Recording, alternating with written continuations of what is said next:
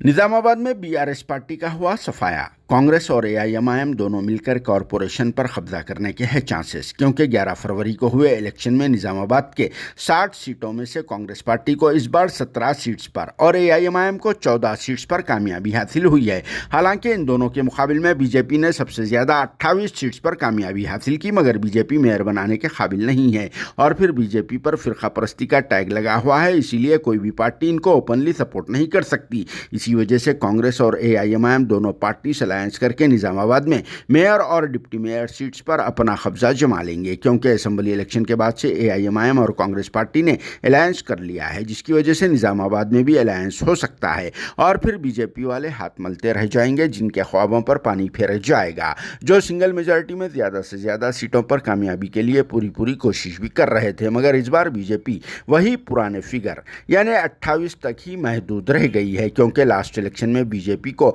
28 seats पर ही जीत हासिल हुई थी। हाँ, अलबत्ता इस बार एआईएमआईएम को 2 सीट्स का नुकसान हुआ है, क्योंकि गुज़िश्ता के मुकाबले में मजलिस के पास 16 सीट्स मौजूद थे और अब इस बार 2026 के इलेक्शन में इन्हें सिर्फ 14 सीट्स पर कामयाबी हासिल हुई है। हालांकि एआईएमआईएम के फ्लोर लीडर वहीदुल अजीज कायद अकबरुद्दीन अवैसी की तकारीरें भी हुई थी और फिर दूसरी जानिब रूलिंग पार्टी कांग्रेस को तो बहुत बड़ा बूस्ट मिला और 2 सीट से जाकर कांग्रेस एकदम 17 सीट्स पर कामयाबी हासिल कर ली, जो बहुत ही ख़राब बात लग रही है, क्योंकि गवर्नमेंट रहने के बावजूद बीजेपी के मुकाबले में कांग्रेस पार्टी को 17 सीट्स आना बोले तो बहुत ही मायूब बात है। और फिर बीआरएस का तो सफाया हो चुका है। गवर्नमेंट थी जब बीआरएस के पास 13 सीट्स मौजूद थे, मगर अब इस बार के इलेक्शन में बीआरएस को सिर्फ एक ही सीट पर कामयाबी हासिल हुई है और वार्ड नंबर 39 से बीआरएस का एक वाहिद कैंडिडेट अपनी जीत को दर्ज करा चुका है, जिसके ताल्लुक से यह भी कहा जा रहा है कि वो बहुत जल्द कांग्रेस पार्टी में शामिल हो जाएगा।